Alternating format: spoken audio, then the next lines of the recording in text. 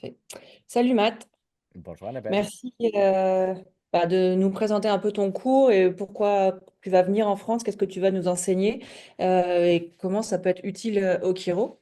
Est-ce que tu peux commencer par te présenter déjà? Oui, premièrement, merci de me donner l'opportunité d'offrir une formation pour les chiro, spécifique pour les chiro en France.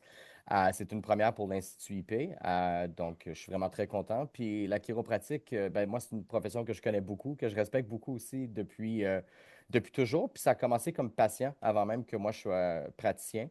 Donc rapidement, je vous raconte tout ça. Donc mon nom, c'est Matt Boulay. Je suis ostéopathe de formation. Je suis aussi posturologue et je suis le représentant nord-américain pour la méthode du docteur Bricot, donc la posturologie du CIES, que vous connaissez quand même assez bien en France, je crois.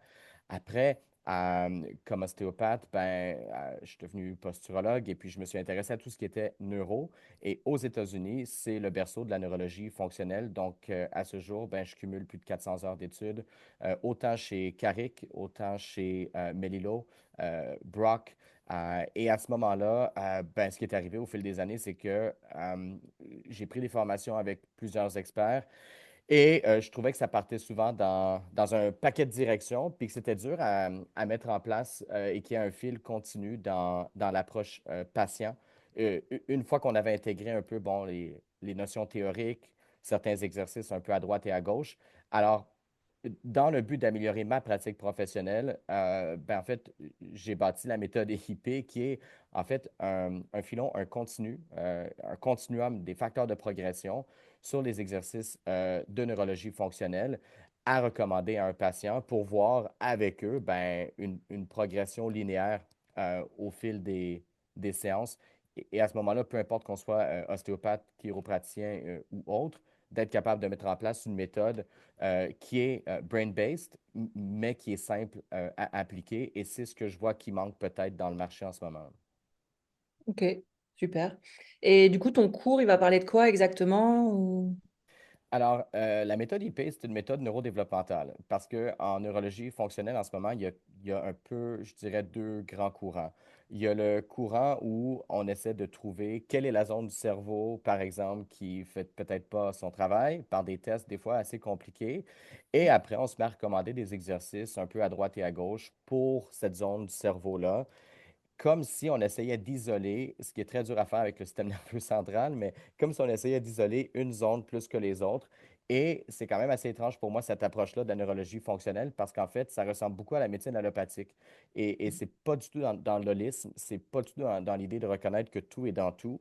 Et il y a une autre approche en neurologie fonctionnelle qui est un peu plus l'approche neurodéveloppementale, telle que proposée entre autres par Melillo, mais pas que.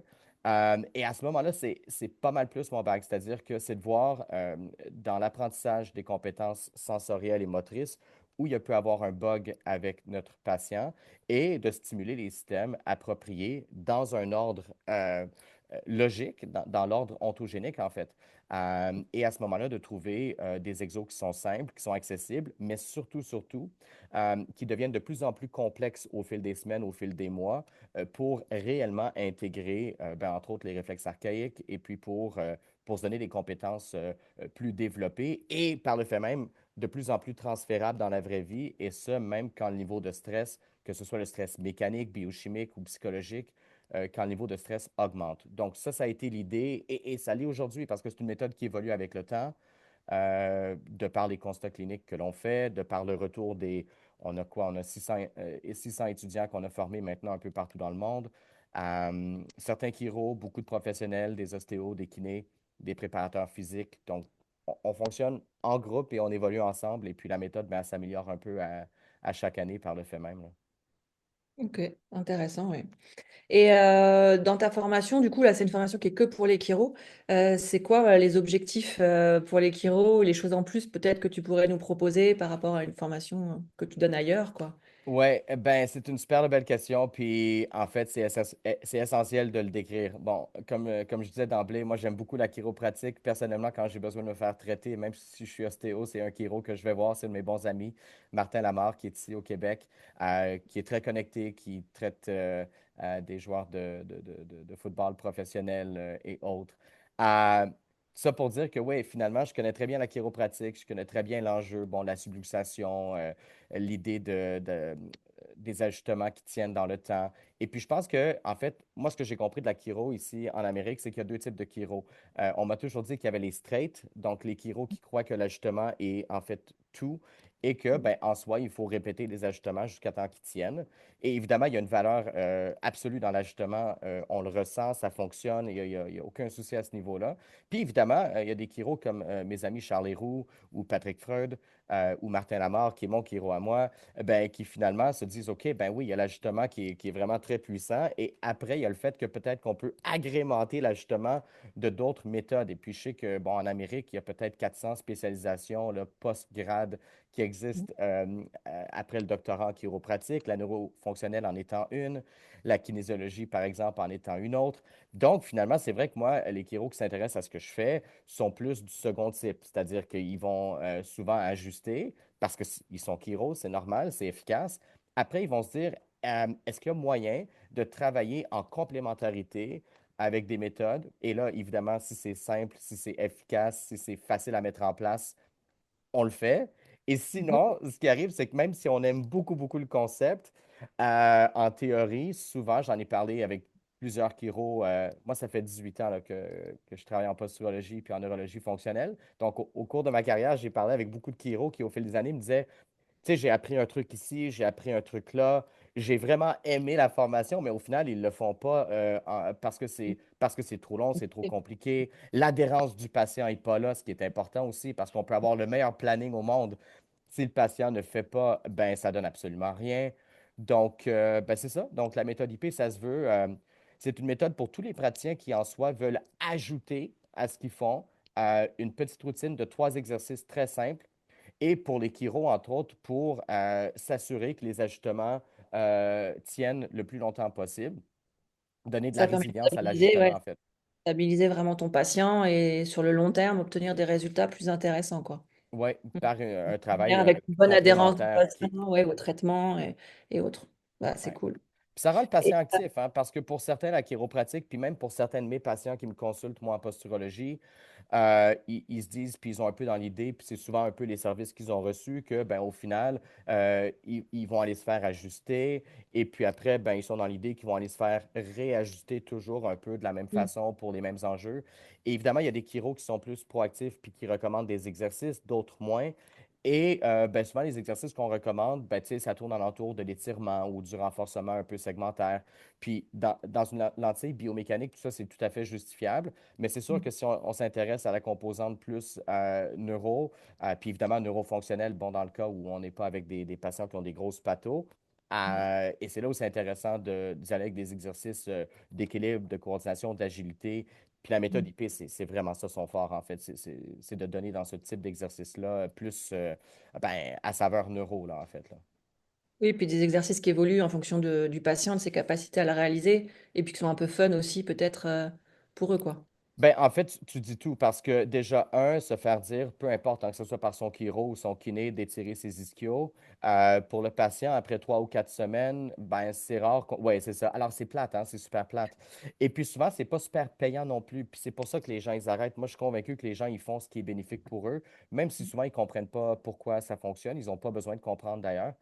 Et à partir de ce moment-là, c'est vrai qu'avec la méthode IP, on est sur des facteurs de progression à toutes les 3 semaines à peu près, hein.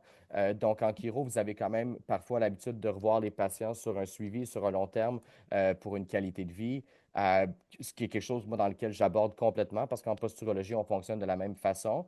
Et après, l'idée, c'est quand même, ben oui, c'est de dire, OK, maintenant que tu maîtrises ces 3 exercices-là, que tu as ressenti un bienfait, ben tes 3 exercices, en fait, maintenant, c'est bien, tu les maîtrises. Alors, ils vont plus te donner rien de plus. Alors là, l'idée, c'est de complexifier, c'est de travailler sur du neurodéveloppemental. Ouais. Donc, par exemple, si tu es bon pour ramper, ben, peut-être que maintenant, il faut faire de la quadrupédie. Mhm. Et puis de vraiment travailler dans ce sens-là. Et par le fait même, de travailler sur l'inhibition des réflexes archaïques, ce qui se fait tout à fait naturellement quand on travaille la neuromotricité, Ah, qui le est l'approche mouvement. qu'on propose. Ok. Et les patients, ils n'ont pas besoin forcément de matériel pour réaliser les exercices. C'est des choses Une balle qui de leur... tennis, peut-être, un Neurospike que j'ai pas sous la main, mais qui est la balle typique de la formation IP pour travailler plus les réflexes cutanés. Après, c'est Mhm. vrai que non. la flashlight de son téléphone. Un de mes objectifs avec la méthode IP, c'était justement de démocratiser le travail qui était brain-based. Et ça va vraiment à contre-courant avec tout ce qui se fait en ce moment quand on regarde un peu bon, les lasers et puis les jeux vidéo. Puis il y a un mérite à tout ça, là, c'est sûr, mais ça ne démocratise pas l'approche, ça c'est définitif. Donc, de rendre ça ludique, de rendre ça accessible à tout le monde. Et puis, il faut que ça soit le fun.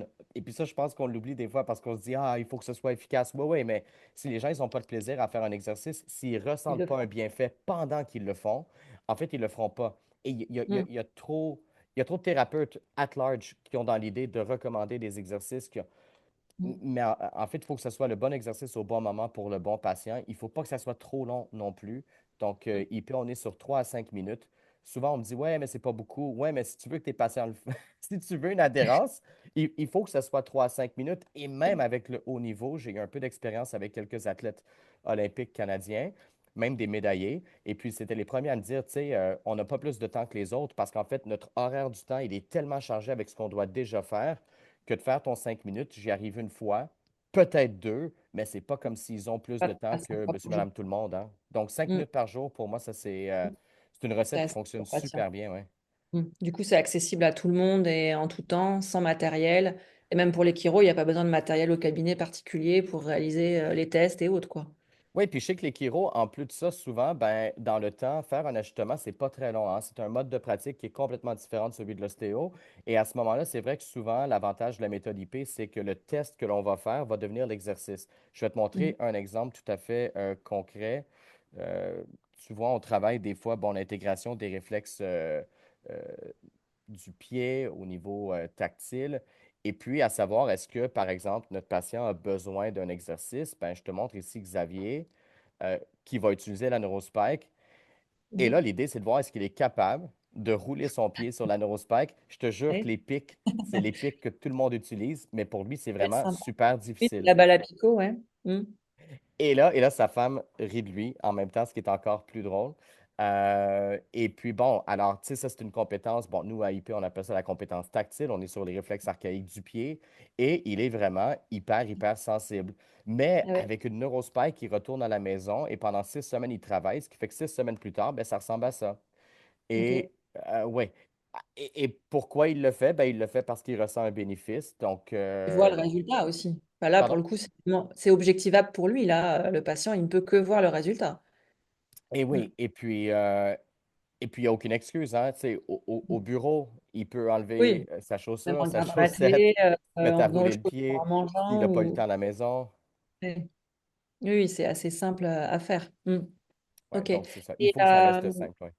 du coup, tu travailles sur quel système? Tous les systèmes? Tu parlais du système tactile. C'est... Absolument. Alors, écoute, je vais te montrer. Nous, on utilise ce qu'on appelle la pyramide d'apprentissage de deux ergothérapeutes américaines qui sont Williams et Schellenberger.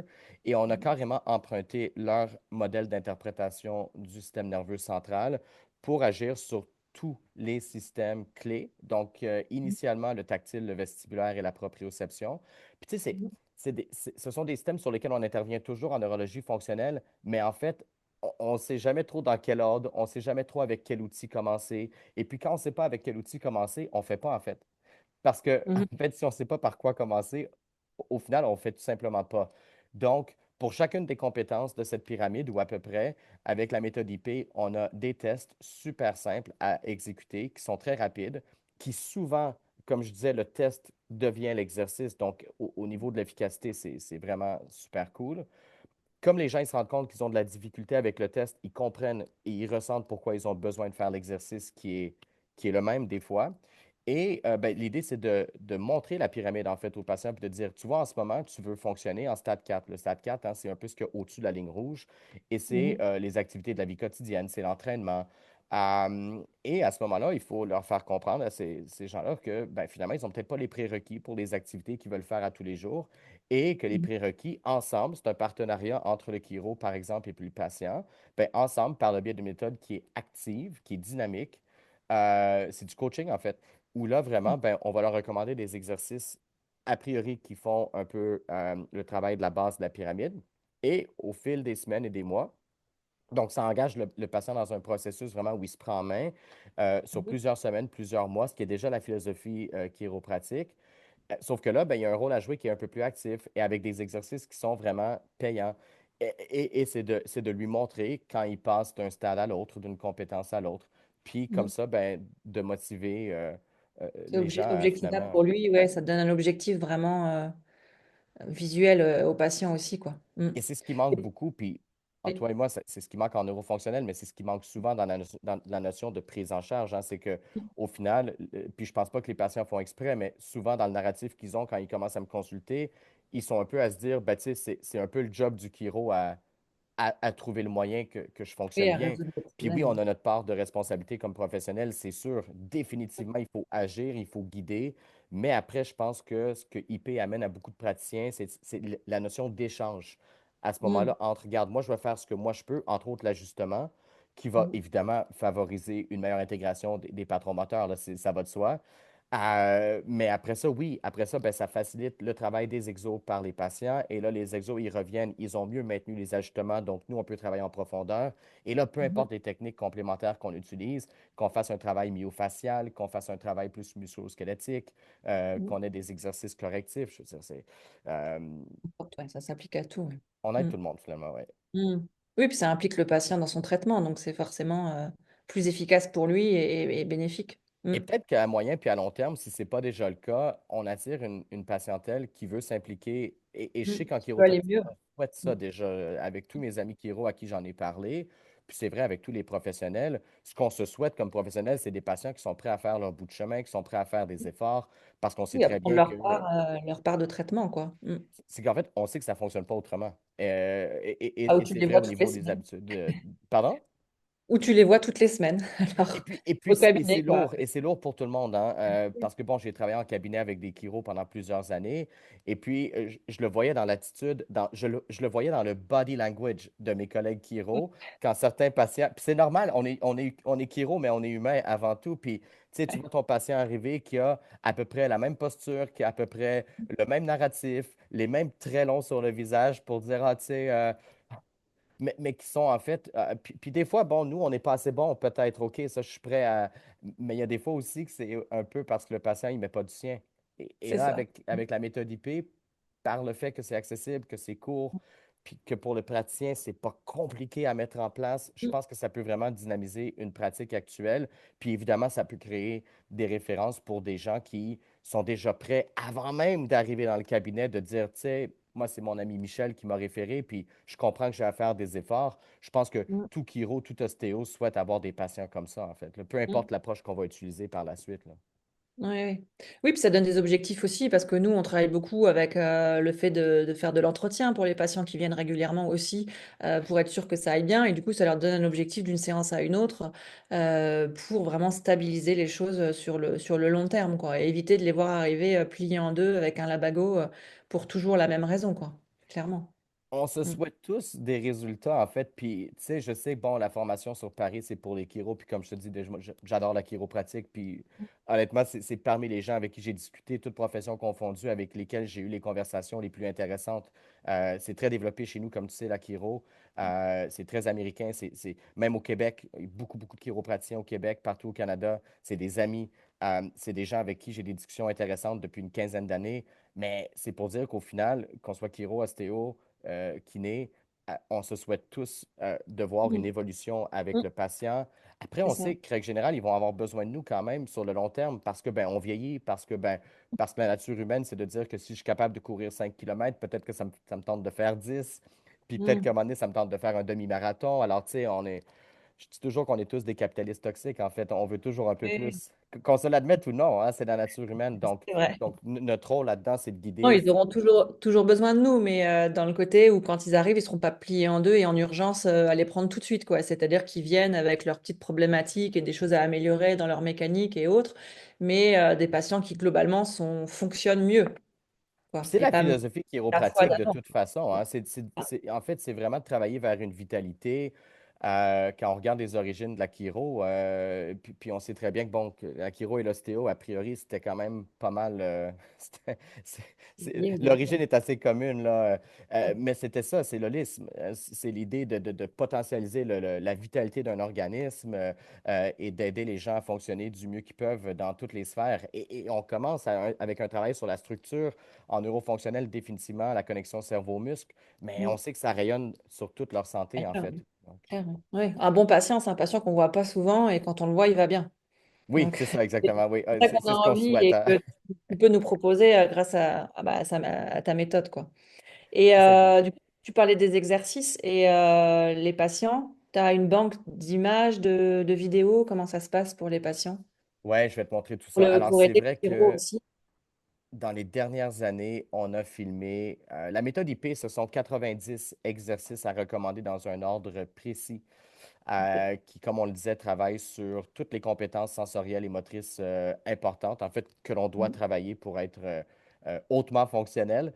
Et à ce Mhm. moment-là, c'est vrai que, bon, pour les praticiens qui suivent la formation, ils ont accès à la bibliothèque des exercices IP. Et puis, quand ils recommandent des exercices pour leurs patients, ben, ils peuvent envoyer des liens URL et le patient, il a un visuel dynamique, bon, de ce qu'il doit faire.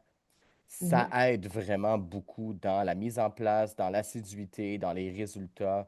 Donc, je remercie mon partenaire Expertise 360 qui fait la promotion de tous mes cours ici là, au Canada, aux US, parce que ben, c'est en collaboration avec lui qu'on a réussi à filmer tout ça là, un après-midi ensoleillé au Québec. Il Ouais, neigeait c'est pas, beaucoup il de neigeait pas, il travail, neige hein. pas Ouais, toujours ouais. chez nous quand même. Je suis pas toujours, non. Non, je suis déjà allée, mais j'ai pas, il faisait beau. Oui, non, ça c'est vraiment top pour le patient, quoi. Ça lui permet de pas oublier et puis d'avoir vraiment un truc qui est un support ouais, visuel. Et puis pour le chiro, ça fait gagner quand même beaucoup de temps au cabinet plutôt que filmer le patient ou se filmer et puis d'envoyer, etc. Là, au moins, en fin de journée, on envoie tout et puis le patient a son petit protocole, quoi. Mm. Absolument. Ouais. C'est C'est vraiment l'application, hein? C'est l'application qui est importante. Parce que, tu sais, je suis pas Ted Carrick, puis je suis pas Dr. Melillo, puis je suis pas indexé, mais j'ai 18 ans de travail sur le terrain. J'ai des collaborations avec plein de professionnels. J'ai enseigné à plein de professionnels un peu partout dans le monde. Je connais très bien les réalités de tous ces gens-là, autant en Amérique, autant en on Europe. a toutes les mêmes problématiques, peu importe la profession, hein. Et après, je sais exactement ce qui peut être pratique et utile pour certains pour avoir une pratique, en fait, qui est plus enrichissante. Ça, je suis vraiment super bien câblé là-dessus. Mm. Non, mais Euh, ça, c'est un vrai Différence plus, hein. régionale, même à la limite. Donc, un peu, on en parlait avant de faire l'enregistrement. La différence, bon, les Kiro en France, les Kiro au Québec. Tu sais, une fois qu'on reconnaît tout ça, je pense que oui, on peut donner une formation qui est super spécifique, mais avec des outils qui peuvent aussi être bénéfiques pour tous les À tout le monde. professionnels, en fait. Mm. C'est ça. Et du coup, dans ta méthode, il y a comment ça se passe, l'analyse? C'est un protocole, c'est un peu, on pique un peu à droite à gauche, ou il y a quand même un guideline de ce qu'on doit faire. Alors, on commence avec l'idée de recommander 3 exercices a priori. Alors, un exercice sur la compétence tactile pour travailler les réflexes au niveau cutané, un exercice sur le système vestibulaire qui va être approprié, bon, cas dépendant, puis un exercice au niveau de la proprioception. Alors, c'est vrai que ça demande a priori de faire des petits tests pour voir ben, quels seraient les systèmes à prioriser. On a eu un exemple avec la vidéo à savoir que Mhm. le test pour le tactile, ben, ça serait de tester, par exemple, la sensibilité des mains et des pieds, puis d'y aller Mhm. avec ce qui est le plus hypersensible, par exemple. Au niveau proprioception, on y va souvent avec un doigt à nez pour tester la proprioception du membre supérieur. Alors ça, c'est quand Mhm. même classique en neurologie fonctionnelle, hein, de dire, bon, est-ce que mon patient est capable de mettre le bout de son doigt sur le bout de son nez? Et puis, si jamais il y a un enjeu, il y a un défi, ben, le test devient l'exercice. Alors, tu vois, c'est ça, rapidement, on est sur 3 exercices qui prennent pas plus que 5 minutes. Et en temps et lieu, ça, c'est plus pour le praticien, mais je te montre. En temps et lieu, tu vois, la méthode, ça tient à ça. On choisit un exercice pour chacune des catégories du stade 1, qui est vraiment la base de la pyramide. Donc, soit tactile, vestibulaire et proprio. Et on suit les flèches. Et à ce moment-là, tu vois, pour chacun des stades neurodéveloppementaux, Mhm. il y a vraiment les facteurs de progression là, de tous les exercices qui sont remis aux étudiants. Alors, lundi matin, tu retournes en cabinet, tu as ton premier patient et pour chacune des 3 compétences, donc tu vois, il y a un tableau qui débute avec tactile, il y a un tableau qui débute avec vestibulaire et il y a un tableau qui débute avec proprioception, ben vous avez votre point de départ et vous avez votre fil continu pour tous les exercices que vous allez apprendre dans le cours 1. Donc, c'est en tout 37 exercices, mais vraiment proposés dans une méthode où tu sais, on a toujours peur de se tromper, peu importe qui on est. Et là, vraiment, on ne peut pas se tromper. Je ne vous dis pas que c'est un absolu, hein, mais aucunement, parce que bon, il y a des cas spécifiques, mais ça donne quand même un sacré bon coup de départ. Après, en temps et lieu, on pourra toujours dire, ah, mais peut-être que cet exo-là, je le mettrai avant, je le mettrai après. Moi, je suis super ouvert à ça. Ça, c'est vraiment pas, ça se présente pas comme un absolu. Mais une méthode, Mhm. pour moi, c'est organisé, c'est structuré et c'est Eh oui, il y a structurant vraiment- aussi pour le praticien puis pour le patient. Et ça fait c'est ce gagner qui est du temps aux proposé. praticiens et ça permet de ne pas oublier certaines choses. Et comme tu le disais, dès le lundi matin, c'est très facile à mettre, peu importe la pratique du chiro, comment il travaille en mécanique, plus en énergétique ou autre. Pour lui, il y aura une facilité à l'adapter à tous ses patients et à toutes les pratiques. Mm. Ça, C'est c'est le bien but, parce c'est que de ça rendre ça universel parce que fait la varier. motricité, hein, le développement moteur, c'est universel, ça appartient à tous les êtres humains. L'ontogénèse, c'est quelque chose qui devrait être à étudier, je pense, peu importe qui on est, si on est en relation d'aide au niveau des compétences motrices, de juste déjà s'assurer que le processus ontogénique s'est bien déroulé, ce qui est à peu près jamais le cas là, dans un aspect qualitatif. Là, pour se dire les vraies choses, on trouve chez à peu près tous des enjeux sensoriels, des enjeux moteurs fins, hein, fonctionnels, subtils, qualitatifs. Mais comme on disait avant d'enregistrer, toi puis moi, ben, la majorité des gens qui nous consultent, ben, c'est pas mal ça pareil. Mm. Ils ont des objectifs sportifs, ils veulent réduire des inconforts, euh, ils veulent être capables d'avoir plus d'énergie, ils veulent être capables de mieux gérer tout type de stress. Ben, on y est là. Si on améliore la connexion entre le cerveau et puis leur système musculaire, on est pas mal là-dedans, là. Ça améliore tous les systèmes, ça c'est sûr. Mm. Ah, ok, donc c'est super, ouais, super pratique, super efficace, rapide et complémentaire vraiment de notre pratique. Du coup, le cours, il est en deux parties. Il y a C'est une exactement première partie ça. qui va être Ouais, en juin il y a un et une autre niveau 1 et un en niveau 2. ouais, niveau 1, niveau 2. Et c'est quoi la différence entre les deux niveaux? Niveau 1, niveau 2, on va parler de quoi? Alors, c'est que le niveau 1 va investiguer la base de la pyramide d'apprentissage, donc les stades 1 et 2, si je reviens à la pyramide.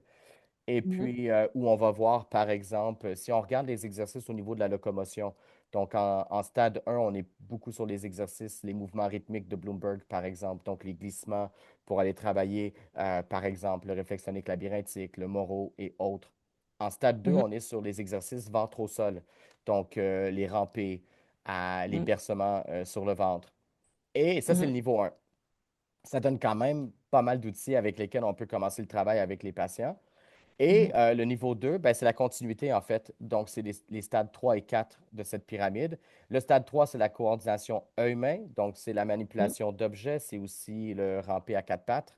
Et le stade 4, ben, c'est par exemple la dextérité, la motricité fine, les mouvements plus précis. Donc, on mhm, vient qu'à travailler finalement tout ce qui est neurologie fonctionnelle, tout ce qui est réflexe archaïque. Ça a été tout pensé pour dire que à même les 6 jours de formation, 2 fois 3, on voit mhm, finalement tout. Après, on peut toujours aller travailler en densité sur ce que je propose. Une fois qu'on comprend le concept d'un exercice de coordination œil-main, moi, j'en montre certains. Après, ils sont tous bons, hein? Ils sont tous bons, les exercices de coordination œil-main. Donc, si on a appris des exercices œil-main chez Paul Landon, par exemple, ben, c'est mhm, applicable à cette méthode. Puis c'est souvent ce qu'on mhm, m'a dit, c'est que finalement, c'est une méthode ultra inclusive parce que c'est peut-être une des seules qui explique des fois les notions théoriques derrière la pratique, souvent en mhm. réflexe archaïque, en neurofonctionnel, Et vraiment où un c'est peu, ouais. super riche en théorie et il y a très peu d'exos, où il y a Ou on ne des sait exos pas puis on ne sait pourquoi pas aussi. trop quoi faire parce que justement, on Ouais, n'a pas la théorie pas qui va vraiment, derrière. ouais. C'est ça.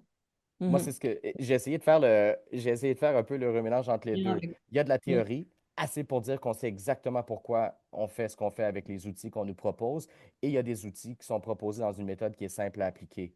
Donc, Mhm. c'est pas parfait comme formation, mais ça permet entre autres Toujours en d'intégrer faire toutes mieux, les mais autres qu'on a fait et de les redynamiser aussi là, mhm. par le fait Ça même. permet de faire un review aussi de beaucoup de choses ouais, et d'organiser ses idées et sa pratique.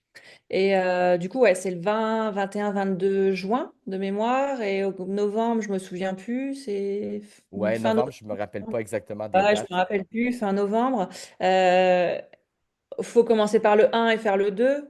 J'imagine c'est quand même plus simple de comprendre les concepts en ayant commencé par la première partie et puis ensuite d'enchaîner sur la deuxième. Ouais, c'est ça. Quand je dis que la formation n'est pas parfaite, c'est une des raisons pour lesquelles elle ne l'est pas, parce qu'il y a quand même eu des fois des gens qui ont entendu parler du niveau 1, qui n'ont pas Mm. fait pour plein de raisons, puis qui là se disent, oh, Mm. est-ce que je peux commencer avec le niveau 2? Puis honnêtement, la réponse, c'est non. Et c'est non parce que finalement, il y a quand même que dans le niveau 1, il y a une introduction à la méthode, il y a une Ouais, introduction exactement. à tout ce qui est ontogénèse, développement Mm. moteur, avec beaucoup d'exemples très pratico-pratiques. En fait, c'est des vidéos. C'est des Ouais. vidéos d'exemples. De ma pratique, de la pratique de plein de gens que j'ai formés au cours des années. Et Mm. si on n'a pas accès à ça au début, c'est vrai que le niveau 2 on peut tout comprendre, hein, mais ben, Il manquera quelque chose, quoi. Ouais, il on manque passe. vraiment quelque chose. Donc, il faut faire le un avant le 2. Donc, le niveau 2 c'est le 21, 22, 23 novembre. Euh, Et on alors, il donne faut... le cours est à Cachan, donc dans le 94, au foyer de Cachan, accessible en RER sans problème, dans un endroit super sympa parce que là, en juin, c'est hyper vert, on peut venir en voiture, il y a un parking gratuit, surveillé, il y a le RER au pied, et c'est vraiment un endroit qui est très sympa pour donner les séminaires très lumineux. S'il fait beau, on peut même faire les exercices dehors, enfin, ça va être vraiment top. Et du coup, ils peuvent s'inscrire sur ton site directement. C'est Ça va exactement ça, ouais. être... Ouais. En fait, les gens s'inscrivent sur le site web de l'Institut IP. Je vais mettre le lien justement ici dans la conversation. Et puis à partir de ce moment-là, il y a un rabais, entre autres, si on s'inscrit aux deux niveaux d'emblée. Il y a aussi un rabais si les gens qui s'inscrivent sont posturologues formés au CIES. Je le Mhm. mentionne parce que c'est le cas pour certains, parce qu'on est en association avec le CIES. Donc, ce type de référencement-là avec Dr. Bricot, il se fait dans les deux sens, en fait. Ok. Donc, il reste quelques places, pas beaucoup, parce que c'est un petit groupe. Du coup, on va être maximum quoi, 20, à peu près Exactement. Ouais, 20 personnes pour que tu puisses vraiment bien expliquer à tout le monde et que tout le monde puisse ressentir, j'imagine, tous les exercices et tous les tests. Donc, petit groupe, il y a déjà pas mal d'inscrits. Alors, il faut se dépêcher si on est intéressé. S'il y a des questions, il ne faut pas hésiter à revenir vers toi ou vers moi, voilà, peu importe. Et puis, il y a une question super importante, mais qu'est-ce que ça veut dire calice de tabernacle? Ah, c'est vrai que ça, c'est ma marque de commerce. En fait, euh, euh, tous les pays, hein, toutes les cultures ont leurs jurons. Et puis, tous nos jurons au Québec sont dérivés de l'Église catholique. C'est épouvantable, en fait, quand on pense à ça, parce que je ne suis pas pour ou contre, mais c'est quand même comme ça. Donc, dans les années 60, ici au Québec, il y a eu ce qu'on appelle la Révolution tranquille. Et vous, vous avez eu une vraie révolution à l'époque en France. Nous, c'était beaucoup plus soft, mais ça a été quand même, ça a été la génération de mes parents, en fait, qui dans les années 60-70 se sont rebellés contre le joug de l'Église sur ben, toutes les pratiques de la vie sociale, de la vie de couple, entre autres. Alors, mes grands-parents ont connu le curé qui disait à ma grand-mère, ben, est-ce que vous allez faire d'autres enfants? Parce que ça en prend plus, là. Il y en avait déjà 12, là. Alors, Ouais. donc ça, c'était ma grand-mère. Donc, ma mère, elle, ben, et puis sa génération, ça a été un peu de dire, ben, tu sais, on veut vivre nos vies, et puis on est tanné de se faire dire quoi faire par l'Église. Alors, c'est comme si du jour au lendemain, moi, c'est ce que j'ai compris, c'est comme si du jour au lendemain, tous les jurons sont devenus des mots qui appartiennent à l'Église catholique. Alors, ils sont tous fair game, on peut tous les utiliser. Et puis, la règle, c'est qu'en fait, que si dans une même phrase, tu en utilises deux ou trois de suite, c'est quand même que tu veux vraiment marquer ton point, là. Tu sais, c'est... Alors, je vous invite à les utiliser maintenant que vous savez pourquoi on les utilise, nous. Tu vas nous en apprendre quelques-uns. Et puis, bah, on le voit bien, ça va être dans la bonne humeur et dans le rire et le partage, cette formation en tout cas. Donc, ça va Absolument. faire plaisir. On aime bien les Québécois et les Canadiens en France et en chiro, puisque tu as cité Charles tout à l'heure, et Charles Héroux, effectivement, qui a donné pas mal de cours en France. Et il y a toujours eu une super ambiance. Donc, ça va vraiment être top. Donc, Ouais, je suis... chiro, je vous invite à vous inscrire dès maintenant. Et si vous avez une question ou quoi que ce soit, eh ben, n'hésitez pas à revenir vers moi ou vers Matt. Merci Matt, en tout cas, pour ces explications. Je pense que ça éclairera plusieurs chiros et j'espère que ça leur donnera envie de venir à ta formation et je serai là aussi, avec plaisir. Ouais, ouais, ben ça va être très cool. Il va y avoir toi, Greg, et puis ben, je remercie Greg hein, justement avant de finir parce que, en fait, Greg, il a fait la formation sur Toulouse Et puis, c'est lui qui m'a dit, écoute, moi, je pense que pour les chiro, en tant que chiro, puis bon, il y a Axel qui a fait la formation, il y avait Jérôme aussi. Il y a quand même plusieurs chiro au fil des années qui ont fait IP, puis qui étaient quand même assez déjà câblés, là, posturologie ou neurofonctionnel, puis qui ont vraiment trouvé que c'était un ajout pour eux. Donc, je me dis, oui, ça peut être intéressant pour tous les chiros qui s'y intéressent. Puis oui, ça peut que être dans la bonne humeur parce que honnêtement, je ne peux pas faire autrement. Donc, Ça va. si vous riez pas de mes On va blagues, pas ça va faire être pour vous que ça va Il être y a triste déjà des un peu. soirées de prévues dans Paris, t'inquiète pas, tout va bien se passer, on va te faire visiter. Ah, c'est ça, j'ai compris. Ouais, je me prépare déjà mentalement pour tout ça. Voilà. Eh ben Merci merci. beaucoup, Annabelle. À bientôt, Matt. On se parle bientôt.